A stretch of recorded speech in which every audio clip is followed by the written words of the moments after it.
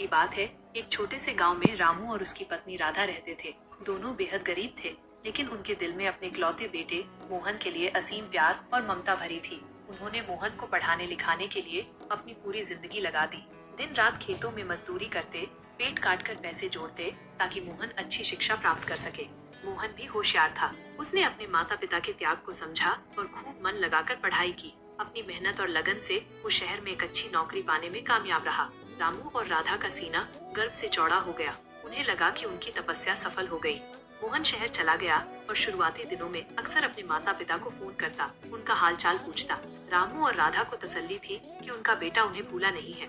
लेकिन जैसे जैसे समय बीतता गया, मोहन शहर की चकाचौंध में खोता चला गया। उसके नए दोस्त बने, नई दुनिया बसी और धीरे धीरे उसे अपने गांव के बूढ़े माता पिता बोझ लगने लगे। उसने फोन करना कम कर दिया और जब रामू या राधा फोन करते तो वो बहाने बनाने लगता कि वो व्यस्त है। रामू और राधा का दिल टूट सा गया। उन्होंने सोचा कि मोहन शायद काम में ज्यादा व्यस्त होगा, इसलिए उन्हें मिलने के लिए शहर जाने का फैसला किया। शहर पहुंचकर उन्होंने मोहन का शानदार घर देखा। मोहन ने पहले तो उन्हें देखकर खुशी जताई, लेकिन जल्द ही उसके चेहरे पर शिकन पड़ने लगी। उसे लगा कि उसके दोस्त और पड़ोसी उसके गरीब माता पिता को देखकर उसका मजाक उड़ाएंगे।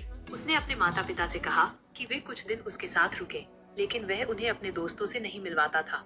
एक दिन मोहन के घर पर एक बड़ी पार्टी थी। उसने अपने माता पिता को एक कमरे में बंद कर दिया और उनसे कहा कि वे बाहर न निकले। रामू और राधा ने बेटे की ये बात सुनी तो उनकी आंखों में आंसू आ गए। उन्हें समझ आ गया कि उनका बेटा उन्हें सिर्फ एक बोझ समझता है।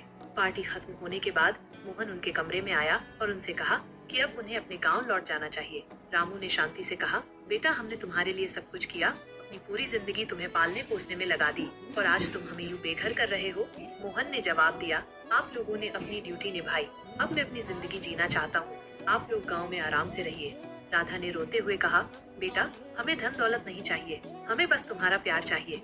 लेकिन मोहन ने उनकी एक न सुनी। उसने उन्हें गांव वापस जाने के लिए पैसे दिए और एक गाड़ी का इंतजाम कर दिया। रामू और राधा भारी मन से गांव लौट आए। उनकी आंखों में आंसू थे, लेकिन उनके होठों पर कोई शिकायत नहीं थी। उन्होंने अपने बेटे की खुशी के लिए अपना सब कुछ दांव पर लगा दिया था। ये कहानी हमें सिखाती है कि माता पिता का प्यार और त्याग अनमोल होता है। हमें कभी भी उन्हें अकेला नहीं छोड़ना चाहिए और हमेशा उनका सम्मान करना चाहिए, चाहे हम कितने भी बड़े और सफल क्यों न हो जाएं। ये कहानी आपको कैसी लगी? क्या आपने भी कभी ऐसी कोई कहानी सुनी है?